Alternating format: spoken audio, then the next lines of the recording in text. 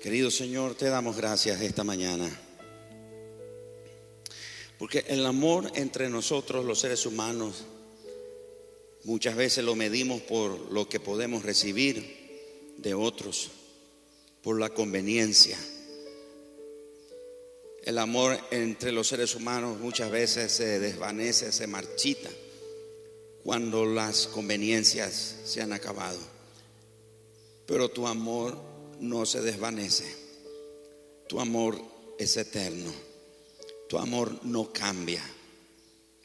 Y la razón que tu amor no cambia es porque tú eres amor.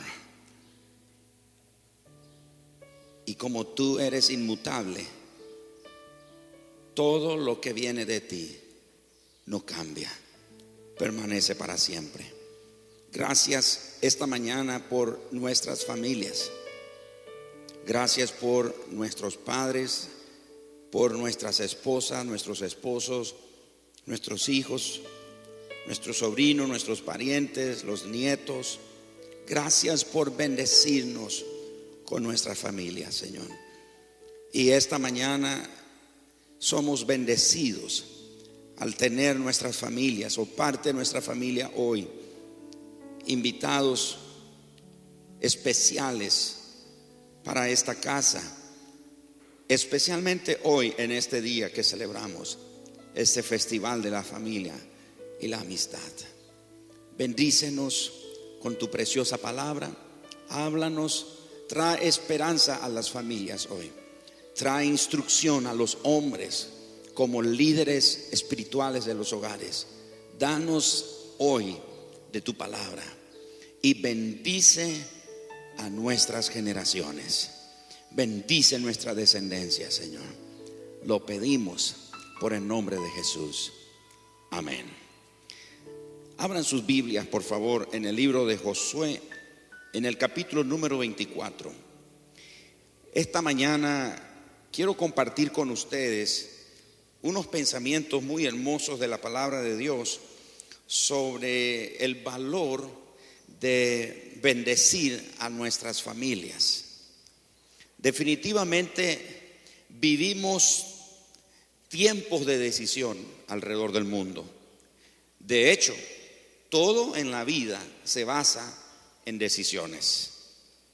Y las familias, ese núcleo llamado familia, diseñado por Dios, hoy en día también está viviendo tiempos muy importantes.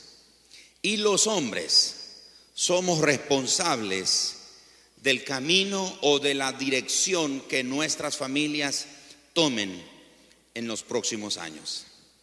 Quiero referirme a uno de los pasajes muy célebres en la Biblia que nos habla de la historia de un hombre llamado Josué, que en los finales de su ministerio reunió a todo el pueblo de Israel y le dijo a la nación de Israel que, bueno, quiero que sepan que es tiempo de decidirse, porque aunque Israel había salido de la esclavitud de Egipto y ahora estaban por entrar en la tierra prometida, o ya estaban en la tierra prometida, ya había sido repartida la tierra, todos estaban viviendo en los territorios que habían sido asignados para ellos, cada tribu.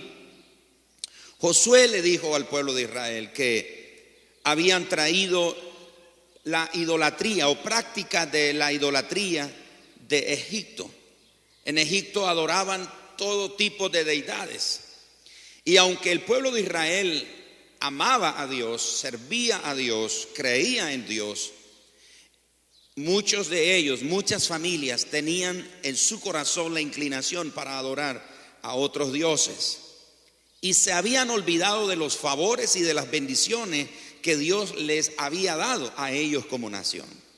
Fue entonces cuando Josué le dijo a la nación: decídanse hoy, tomen una decisión a quién van a servir, o a los dioses que sirvieron sus padres allá al otro lado del Jordán, o al Señor.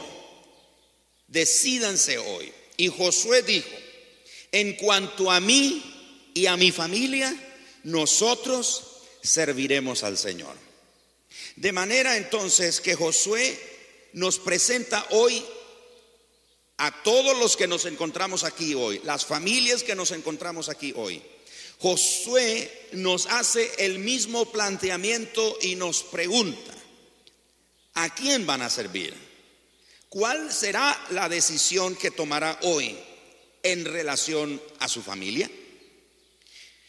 Hay algunas razones por las cuales debemos de decidirnos por el Señor. La primera de ellas es porque Dios cuenta con nosotros para sus propósitos. Hay algo definitivamente en el plan de Dios, en la mente de Dios, mejor dicho, en el corazón de Dios, en relación con las familias. Dios tiene un plan y Dios tiene un propósito para su familia. Pero los planes y propósitos que Dios tiene para la familia de cada uno de nosotros no son limitados únicamente para nuestra propia familia, sino que nuestras familias sirven a los propósitos de Dios. Entonces, usted se preguntará: ¿por qué tengo que decidirme por Dios? ¿Por qué tengo que decidirme por el Señor? ¿Por qué mi familia y yo tenemos que decidirnos por Dios? En primer lugar, repito, porque Dios cuenta con nosotros para sus propósitos. Cuando Dios comenzó una relación con Abraham, el padre de la fe, la Biblia dice que Dios dijo a Abraham que yo no ocultaré mis planes a mi siervo Abraham, porque yo sé, dijo Dios, que él le enseñará estos planes, estos propósitos a su familia, a sus hijos y a su descendencia después de él. Entonces Dios cuenta con nuestras familias. La segunda razón por la cual debemos de decidirnos hoy por Dios, por servir a Dios, por seguir a Dios como familias, es porque Él nos escogió. En el verso número 3 de Josué 24, si me acompaña por favor, leo en la Nueva Traducción Viviente. Recuerden que Josué está dando un discurso a la nación.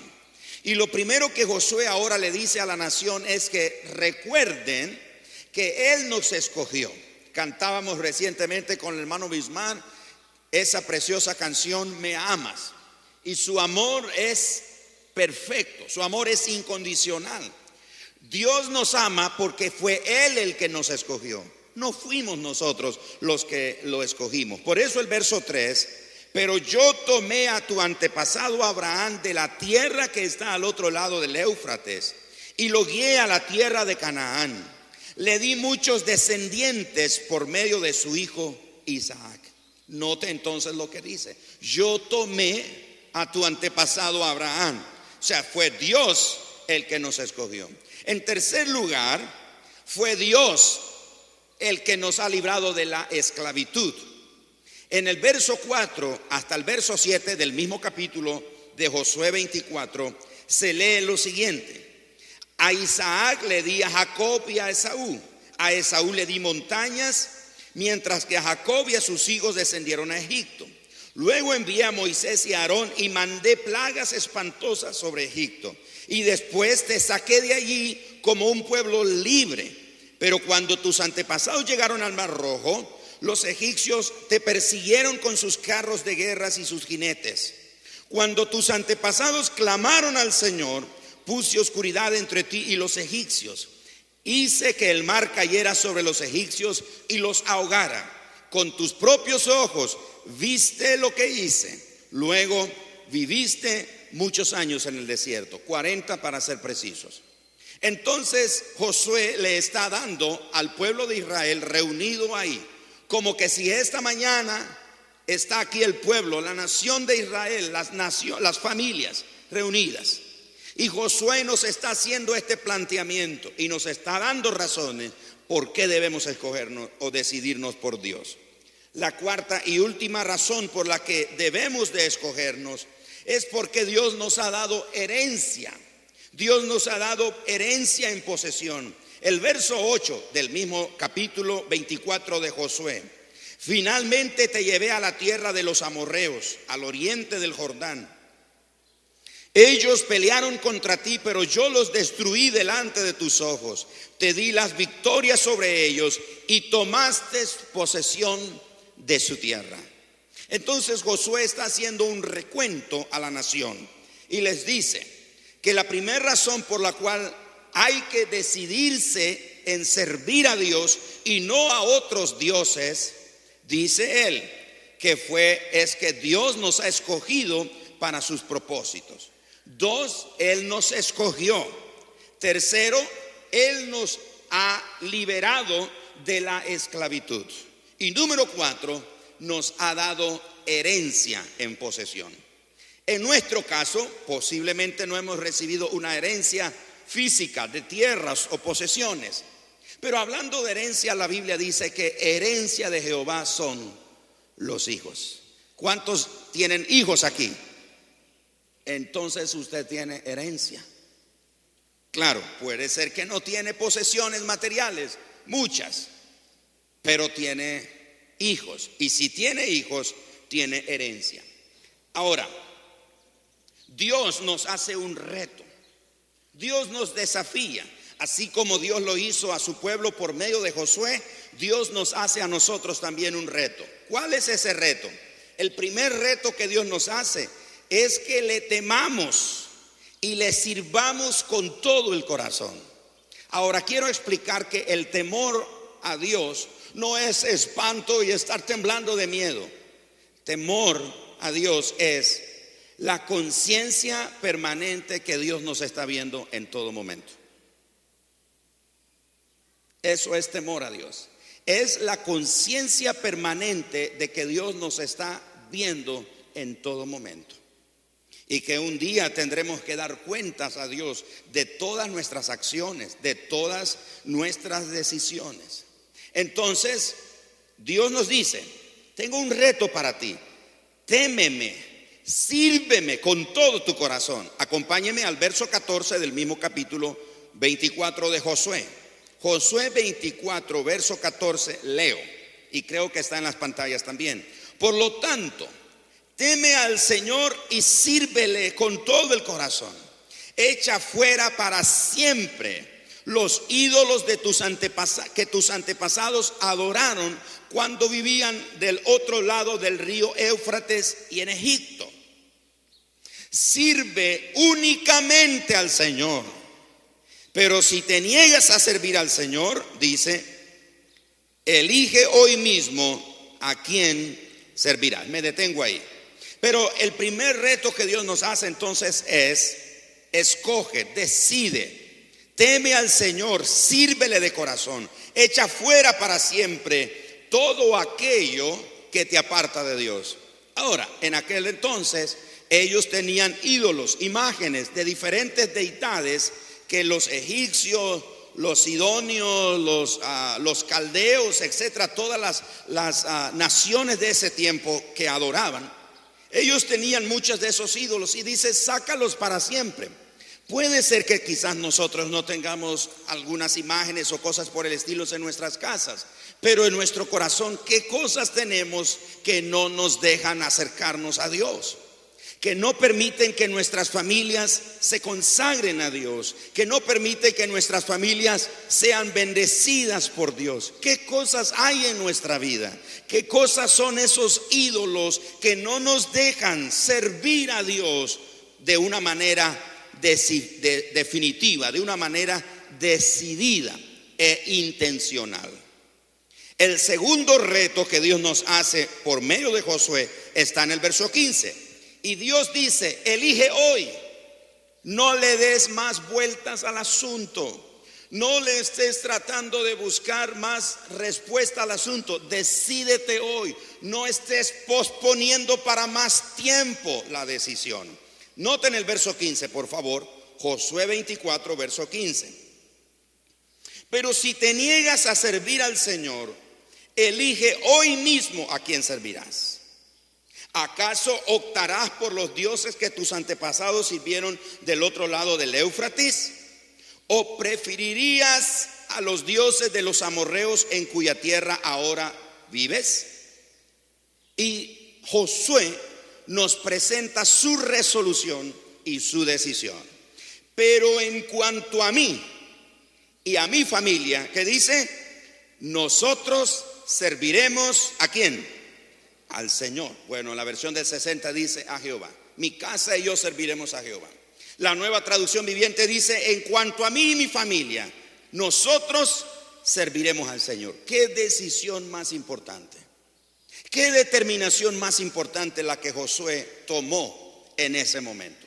Y le dice a la nación: decidan, ¿van a seguir así en una condición de doble ánimo?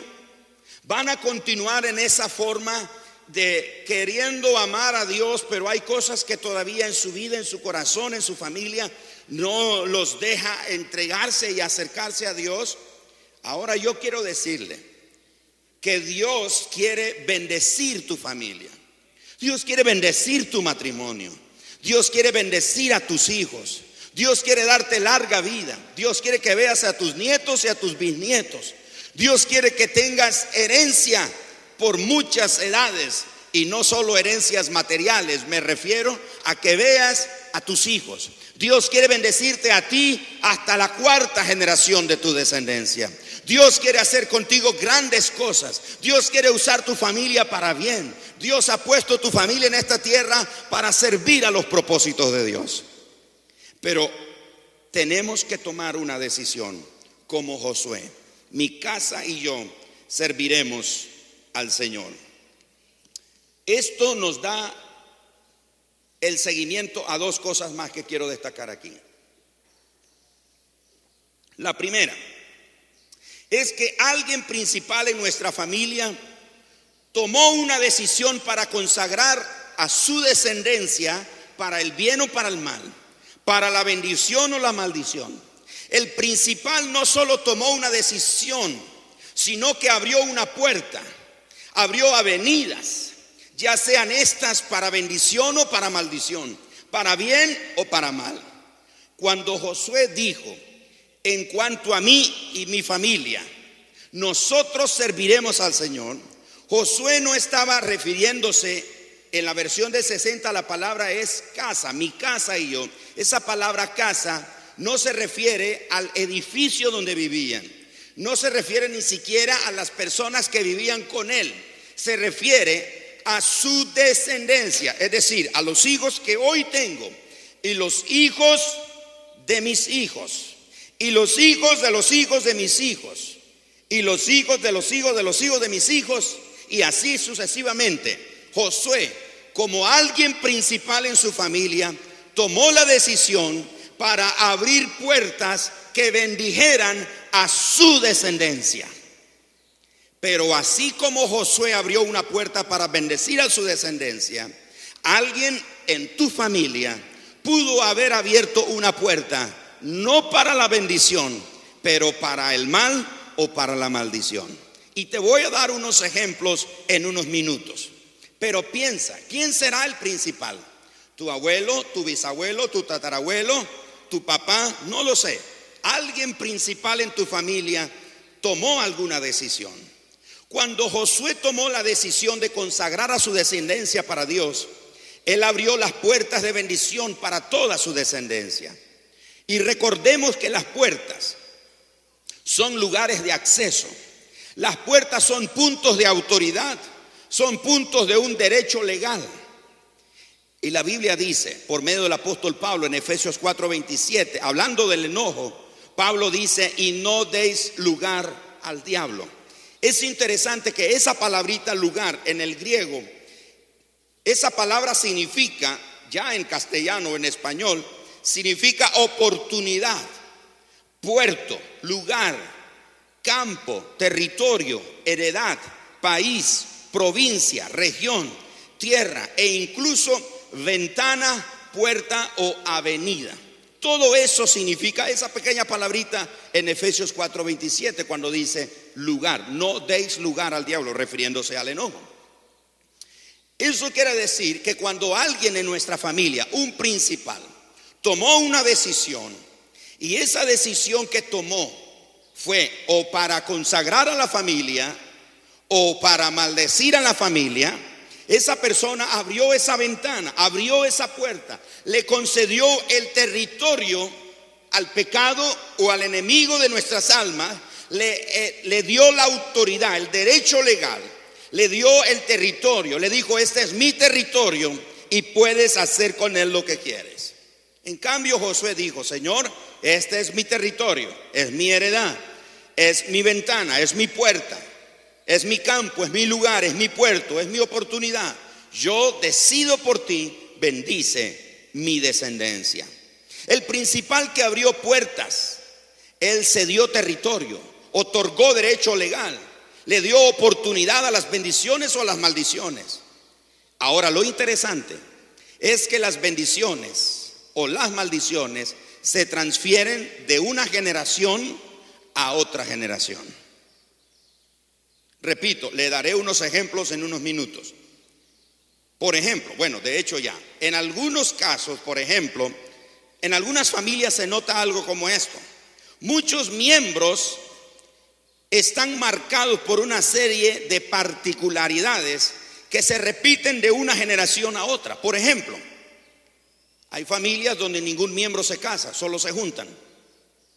Todos en la familia se reúnen para celebrar el cumpleaños o festejar alguna ocasión especial, y en que todos están con una pareja pero no están casados, solo están juntados. Y claro, sabemos que las leyes ahora dicen que unión de hecho ya se reconoce como un matrimonio, que no necesitan casarse. Es cierto, pero no han honrado ese principio, ese mandamiento que Dios ha establecido, como es la unión del hombre y de la mujer en el matrimonio. ¿Y sabe por qué? Porque hoy en día el matrimonio está siendo atacado fuertemente. El diseño original que Dios estableció para el matrimonio del hombre y de la mujer están siendo atacados fuertemente. Pero como todo lo que viene de Dios prevalece, todo lo que proviene de Dios prevalece, el mal no va a vencer al bien. La maldad no va a prevalecer sobre el bien. El bien hará retroceder el mal. Los propósitos de Dios siempre se van a cumplir. De manera que entonces encontramos esa particularidad. Otra particularidad es que algunas familias, los miembros sí se casan, pero todos se divorcian. Sí, celebran la boda, etcétera, pero ocurre algo, es por corto tiempo, luego se divorcian. Y vamos viendo cada familia y todos o cada miembro de la familia, y nos damos cuenta que son familias que se divorcian. Todos se han divorciado, todos los hermanos, los familiares, los tíos, todos se han divorciado. Vidas rotas, vidas quebradas, los hijos maltratados, odiando a los padres, aborreciendo a los padres, odiando el matrimonio, no quieren saber del matrimonio. Otra particularidad en la familia es que muchos son alcohólicos o fumadores. Y si usted revisa el historial de la familia, el papá es alcohólico porque su papá fue alcohólico, pero su abuelo también, y su bisabuelo, y su tatarabuelo, y no sé qué más sigue. Y ellos, usted viene viendo, todos fueron alcohólicos. Abusaban de su esposa, la maltrataban, la golpeaban. Y ese es un patrón que se viene repitiendo, se viene repitiendo, se viene repitiendo. Eso fue que alguien en la familia, alguien principal, un día tomó una decisión. Pero hay buenas noticias. Hoy, digan todos conmigo, hoy. Miren, hoy es un día cuando podemos pararnos, y especialmente los hombres que están aquí. Me gustaría oír decir a los hombres hoy. Hombres, yo creo que pueden hacerlo mejor, y hay más hombres aquí esta mañana. Hombres pueden decir hoy.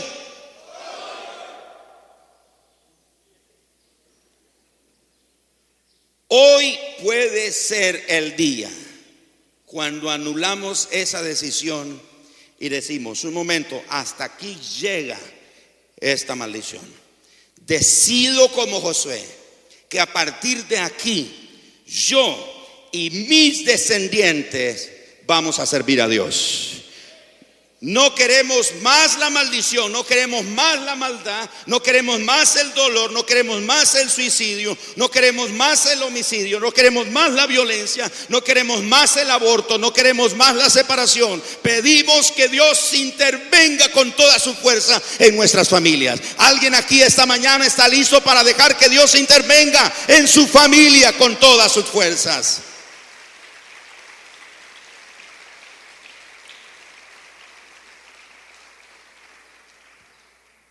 Pero esto es algo que va de una generación a otra generación. ¿Qué es una generación? Una generación es un grupo de personas que vive o viviendo en un ciclo. Son nacidas aproximadamente al mismo tiempo. Son personas con una forma particular de ser, con cierta inclinación o cualidades heredadas. ¿Se acuerdan? Algunos, quizás hay algunos aquí. Aquellas épocas cuando había una generación que usaban unos pantalones campana, ¿se acuerdan? ¿Cuántos se acuerdan de eso? De esos pantalones así acampanados, ¿verdad? Y entre más campana tenía el pantalón, era mejor. Y se acuerdan aquellos que andaban con el pelo largo, ¿cómo les llamaban los hippies? Písanlo, písanlo, písanlo. Y esa era la generación. Y era un ciclo, es un ciclo donde vive un grupo de personas alrededor de ellos, tienen las mismas particularidades, los mismos pensamientos, etcétera, etcétera. Y saben una cosa, no nos estamos percatando, pero se está levantando una generación en nuestros días que no cree en el matrimonio, que no vota a favor del matrimonio, que no cree en la familia, cree en la desunión, cree que el hombre puede andar con una mujer y con otra mujer y dejando hijos por allá y dejando hijos por allá. Entre más hijos tenga, más hombres se cree el hombre, etcétera, etcétera. O una mujer con un hombre teniendo un hijo y con otro hombre teniendo otro hijo, y una promiscuidad increíble. Y es por eso que hoy día vivimos las consecuencias del SIDA y de otras enfermedades. La gente dice, ¿dónde está Dios? ¿Por qué Dios nos castiga de esa manera? Es que de Dios nadie se puede burlar. Lo que el hombre siembra, eso va a cosechar. Pero vivimos un tiempo donde hay una generación que se levanta, que se resiste a lo que Dios ha establecido en su palabra. El propósito de Dios es bendecir las familias. El propósito de Dios es restaurar las familias. El propósito de Dios es cuidar tu familia. Dios ama tu familia. Dios está interesado en tu familia. Dios no quiere ponerle una camisa de fuerza a tu familia. Dios quiere libertar a tu familia. Dios quiere rescatar a los que están perdidos en tu familia. Dios quiere sanar a los que están enfermos. Dios quiere restaurar tu matrimonio. Un matrimonio que tienes solo de apariencia, solo porque tienes conveniencia que la gente vea. Pero yo tengo que decirte esta mañana, el Dios que sirvo, el Dios que te anuncio esta mañana, tiene poder para restaurar tu matrimonio. Algunos dicen, se acabó el amor, pastor, en mi matrimonio, ya no amo a esa mujer. Yo tengo que decirte, Dios es poderoso para volver a restaurar tu matrimonio y levantarlo de la ceniza. No importa dónde esté. Si tienes un hijo rebelde que está en la droga y dice, ya no sé qué hacer, lo llevé donde el curandero, lo llevé donde el brujo, lo llevé donde esta persona, lo llevé por todos lados y nada pueden hacer por él. Tengo que decirte, el poder de Dios puede cambiar a tus hijos, a tu esposa, a tu esposo, tu matrimonio y tu familia.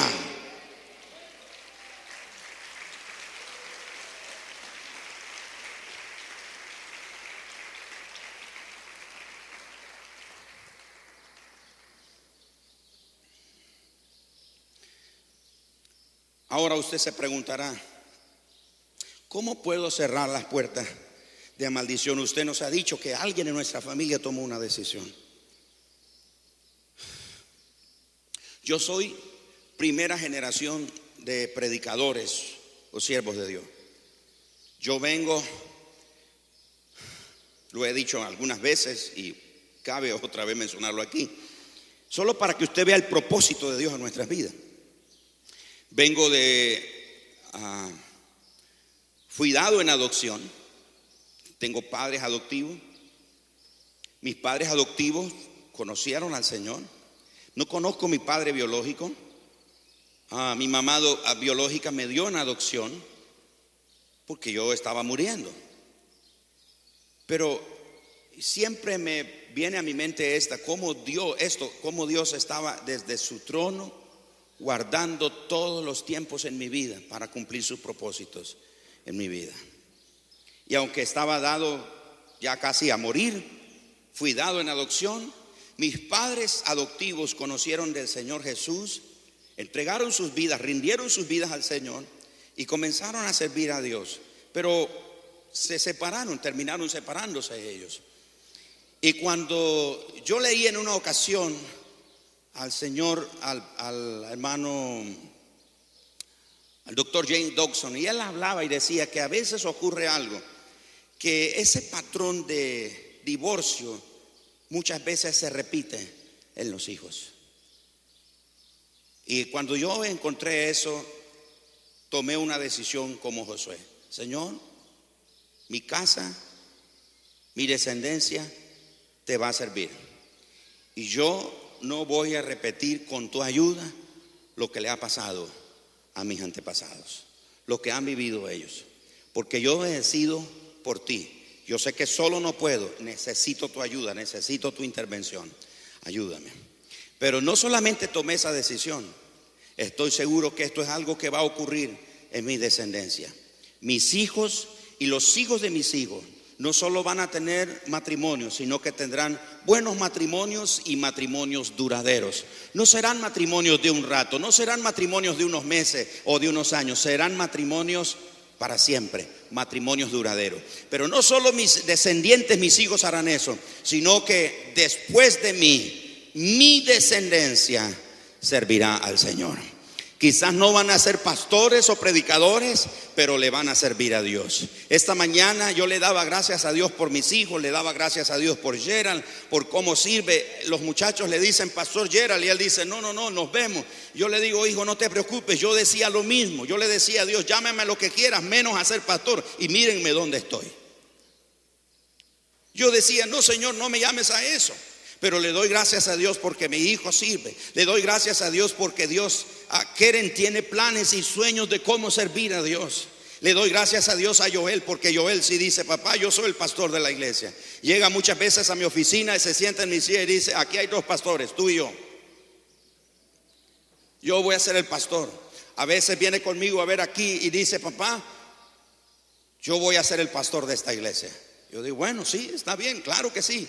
Hermanos, porque he tomado una decisión que mi descendencia le va a servir a Dios. Sean como pastores, como músicos, como misioneros, como artistas, como escritores, como lo que sea. Pero una cosa sí sé, serán para servir a Dios, a los propósitos de Dios. Dios quiere bendecir tu familia. Dios quiere usar a tu descendencia. Dios quiere usar tus hijos para bendecir a otras personas y bendecir a las naciones de la tierra.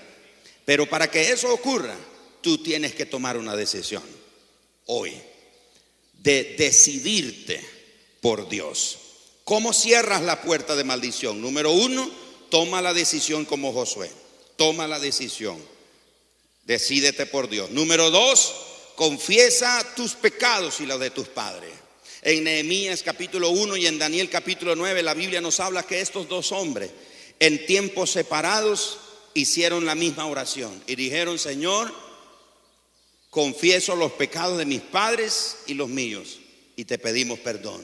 Vamos a confesar los pecados de nuestros padres y los nuestros y pedir perdón. Número 3, vamos a apartar nuestros pasos de la maldad que hicieron nuestros padres. No vamos a ir en pos de lo que ellos hicieron. Número 4, vamos a renunciar a las maldiciones y a cualquier pacto que nuestros padres hayan ejecutado.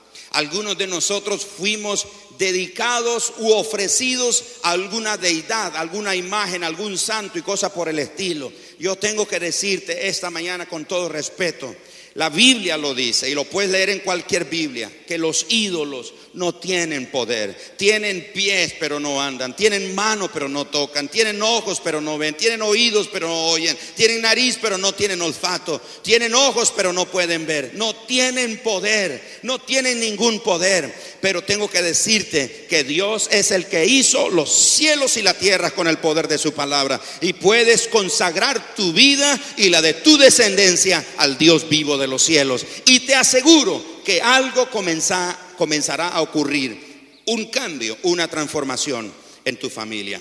Y número 5, reconoce, confiesa a Jesús como el Señor de tu familia y de tus descendientes. ¿Cómo puedes mantener el eslabón de una bendición entre una generación y otra? Guarda los mandamientos del Señor. Y no me refiero solo a los 10 mandamientos, sino a todo aquello que honra a Dios. Y el mandamiento se resume en los 10 mandamientos se resumen en esto: amarás al Señor tu Dios con todo tu corazón, con toda tu mente, con todas tus fuerzas, con toda tu alma, y amarás a tu prójimo como a ti mismo. Si haces eso, si guardas ese mandamiento, guardarás el resto. Número 2, haz memorias de las grandezas del Señor. Cuéntale a tus hijos de los milagros y de las maravillas que Dios ha hecho en ellos y en tus tiempos pasados, para que de una generación a otra generación esté fresca en la memoria de ellos las grandezas del Señor. Número 3, enseña y repite a tus hijos de las maravillas y de las cosas del Señor. El Señor le dijo a Moisés que le dijera al pueblo que repitieran las palabras del libro de la ley al acostarse, al levantarse, al salir de la casa, al ir por el camino, al regresar, al entrar, al salir. En cada oportunidad recuerda, haz memoria, repite. Y lo que repetían era esto: oye Israel, Jehová tu Dios, Jehová uno es. Y amarás al Señor tu Dios con toda tu mente, con toda tu fuerza, con todo tu corazón y con toda tu alma. Reconócelo entonces. Y número 4, enséñale a tus hijos a que ellos renueven el pacto de una generación a otra generación. Mis hijos, cuando ellos tengan sus matrimonios y su familia, tendrán que renovar este pacto que yo hice un día, que mi descendencia le servirá al Señor. Y debemos de saber una cosa: nuestros hijos irán más lejos de lo que nosotros hemos llegado. La Biblia dice que los hijos son como una flecha o un dardo en las manos del arquero, y el arquero tiene que tensar el arco lo más que puede, porque en la medida que lo tensa más, él sabe que ese dardo o esa flecha no solo dará en el blanco, sino que irá más lejos. Tenemos que preparar a nuestros hijos para que ellos renueven el pacto. Porque mis padres un día tomaron la decisión de servir a Dios, pero cuando yo tenía 14 años me encontré con Jesús, y ese día yo pude haber dicho: Señor, yo no quiero saber nada de Dios, ni de la iglesia, ni de la Biblia, yo no quiero saber nada. Pero el día que Jesús entró a mi corazón y cambió mi vida, ese día el pacto se renovó. Nuestros hijos tienen que renovar el pacto. Termino con esto. Diga conmigo: hay poder en la bendición del Padre. Era práctica. En Génesis capítulo 28 se nos narra que el pueblo de Israel, Isaac, tuvo 2 hijos. Uno se llamaba Jacob y el otro Esaú. Y llegó el tiempo, dice Génesis capítulo 27, que Isaac le dijo a su hijo Jacob, ya estaba viejito, ya no veía, solo palpaba. Esaú era velludo, Jacob era lampiño. Y Isaac le dijo a su hijo Esaú: mira, ve al campo, mata un animalito, un venadito, algo, y prepárame esa comida deliciosa que a mí me gusta y tráemela, porque tengo que bendecirte. La mamá estaba oyendo: y madres, cuídese de no crear competencia entre sus hijos, ni tener un favorito entre los hijos, porque le hace mal a los hijos. Y la mamá está oyendo y corre con su hijo favorito Esaú y dice: mira, tu papá va a bendecir a tu hermano, así que corre, agarra un animalito, mátalo, yo voy a hacerte la comida y disfrázate de tu hermano. Y disfraza a su hijo Esaú. Llega y le dice: Isaac, qué rápido. Sí, el Señor me ayudó, mintiendo. Entonces lo toca y lo huele el perfume de su hijo Esaú, y engañan al viejito Isaac. E Isaac comienza a hablar bendición sobre la vida de su hijo Jacob, que está disfrazado de Esaú. Finalmente Esaú viene con el animalito, lo preparó y se lo trae. Papá, aquí está. Y dice, ¿quién eres? Dice, soy tu hijo primogénito, Esaú. Y dice, ¿quién fue entonces el que vino? Fue tu hermano el que me engañó. Y ya no tengo palabras que darte para bendecirte. Y Esaú lloraba amargamente, decía, Padre, pero no tienes algo que decirme, no tienes alguna palabra para bendecirme. Y dice Isaac, ya no tengo palabras, ya bendije a tu hermano. Esa historia nos ubica en lo siguiente, que los padres tenían la responsabilidad, y hoy en día tenemos la responsabilidad de bendecir a los hijos. Tenemos la responsabilidad de bendecir a nuestros hijos. Es un acto legal que cuenta con el respaldo de Dios. Isaac le dijo a su hijo Esaú, quiero que vayas y vengas porque voy a bendecirte en presencia de Dios. En otras palabras, Dios está presente cuando los padres bendecimos a los hijos. Número 3, es irrevocable, es insustituible, es inquebrantable.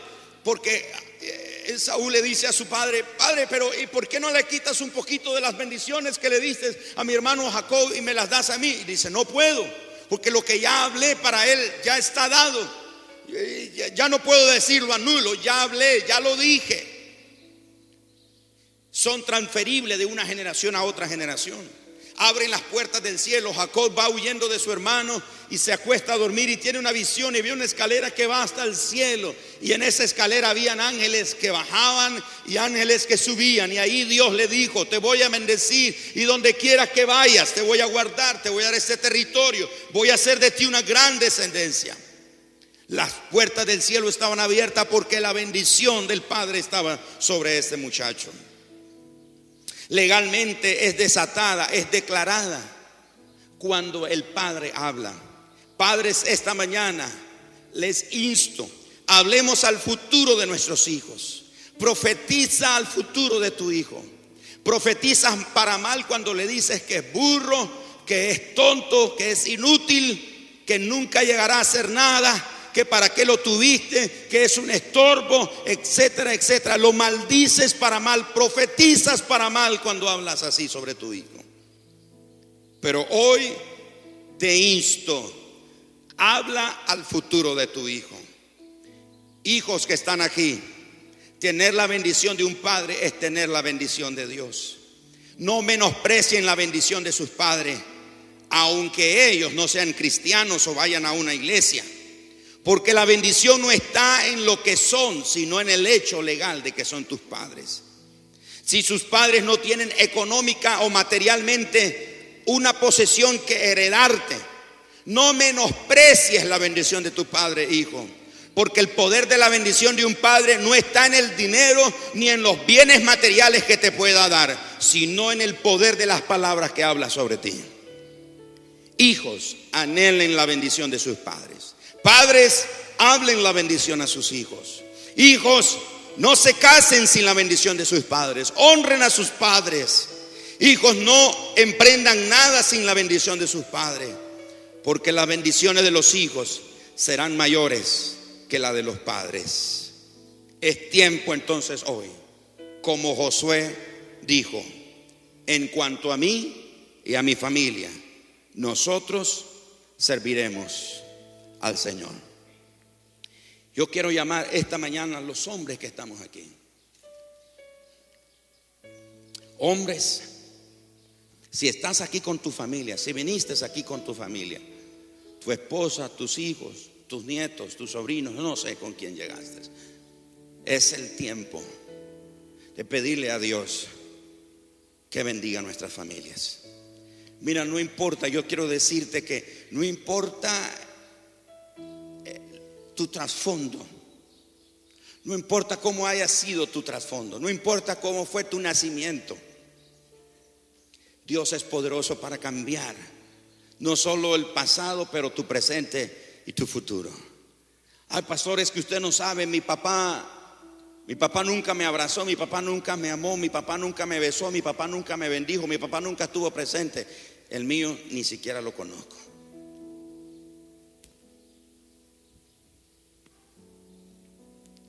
Pero Dios se metió en mi vida y le dio un giro y lo bendigo a Él por haberse metido en mi vida. Es el tiempo de pedirle a Dios que bendiga nuestras familias, pero es el tiempo de decidir como Josué: en cuanto a mí y a mi familia, serviremos al Señor.